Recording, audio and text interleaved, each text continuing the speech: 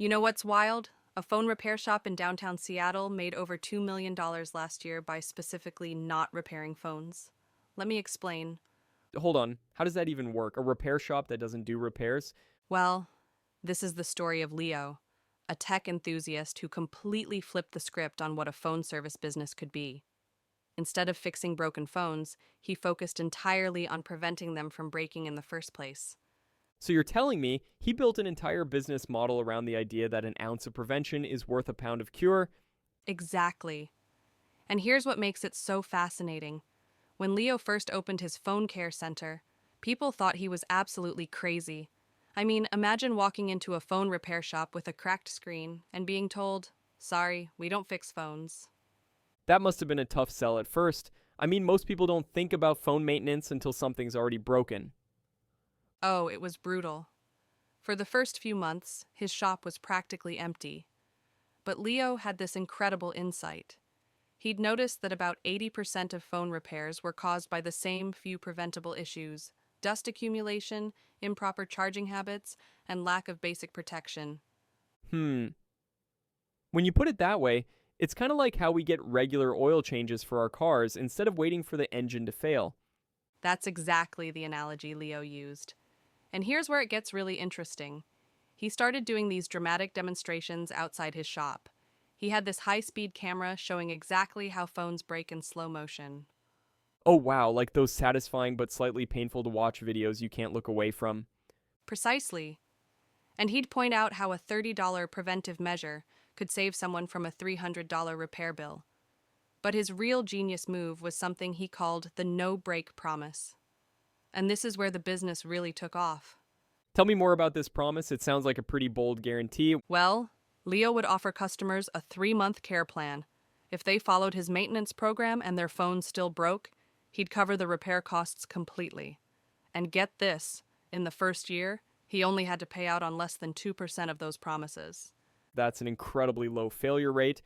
But I'm curious about what these preventive services actually looked like. So he had this whole system. First, he'd do a free 20-point inspection of your phone, checking everything from the charging port to the speaker quality. Then he'd create a custom care plan based on your usage patterns. It's interesting how this mirrors the shift we're seeing in healthcare toward preventive medicine. Right? And just like preventive healthcare, Leo's services were much more affordable than emergency repairs. He'd charge maybe $15 for a deep cleaning that could prevent a $200 water damage repair. So, what kind of specific maintenance tips was he giving people? I'm actually getting curious about my own phone now. Well, one of his most popular services was teaching people about proper charging habits.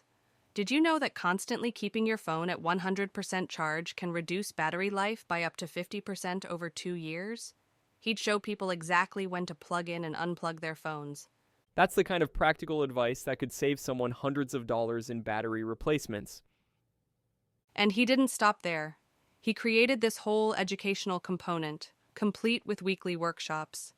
People would learn about things like optimal temperature ranges for phones, how to properly clean their devices, and even how to identify early warning signs of potential problems. It's fascinating how he transformed what could have been just another repair shop into more of an educational center. The transformation was incredible. Within 6 months, he had to hire 3 more staff members just to handle the demand. And here's the really interesting part. His average customer spent about $120 per year on preventive care, but saved an estimated $400 in potential repair costs.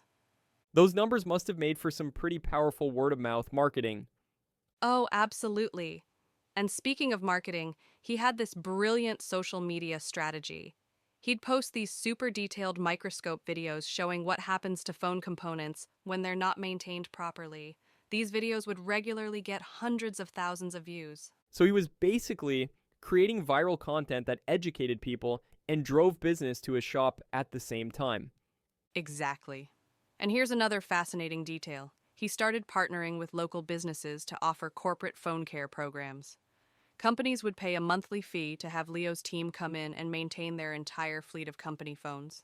That's such a smart pivot into B2B services. Did he expand beyond just phones? Yes. By year 2, he had started offering similar services for tablets and laptops. But here's what I find most impressive.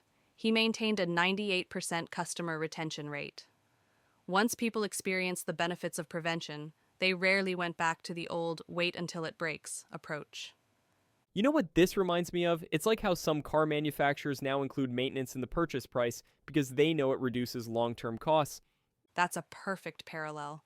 And Leo actually started offering something similar, an annual phone care membership that included all basic maintenance services, plus priority access to emergency repairs if needed. So what happened to Leo's business in the long run? Well, this is where it gets even more interesting. Within 3 years, he had opened locations in 3 different cities, and get this, phone manufacturers started sending their representatives to learn from his preventive maintenance techniques. It sounds like he didn't just create a successful business, he actually changed how people think about phone care. Exactly. And there's a broader lesson here about innovation. Sometimes the most successful businesses don't just solve existing problems, they prevent them from happening in the first place. And I suppose it shows that sometimes the best business idea is the one that makes everyone say, "That's crazy," at first. You know what's really interesting? The ripple effects of Leo's approach are still being felt today. Several major phone manufacturers have started incorporating preventive maintenance features into their user manuals, and some insurance companies now offer discounts to customers who can prove they're following regular phone maintenance schedules. That's quite a legacy for a guy who started with what seemed like a crazy idea. Well, I think that's what makes this story so powerful. It reminds us that sometimes the best innovations don't come from doing things better. They come from doing things differently. And maybe we should all be thinking about what other everyday problems could be prevented rather than just fixed. That's exactly right. And on that note, I think it's time to wrap up our show.